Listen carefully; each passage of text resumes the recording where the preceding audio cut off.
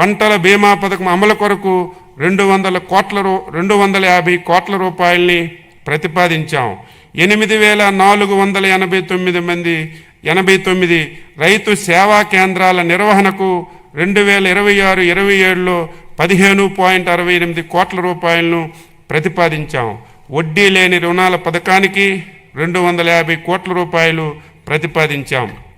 Smart and precision agriculture ఈ పంట యాప్లో తీసుకువచ్చినటువంటి కొత్త ఫీచర్ల ద్వారా రైతు తమకు తామే పంట నమోదు చేసుకోవడానికి, ధృవీకరించుకోవడానికి, ఫిర్యాదులు చేయడానికి అవకాశాన్ని కల్పించాం.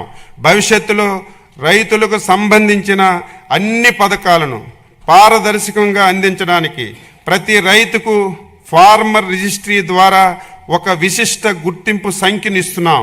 దీని ద్వారా ఇప్పటికీ 46.59 లక్షల మంది రైతులు వివరాలు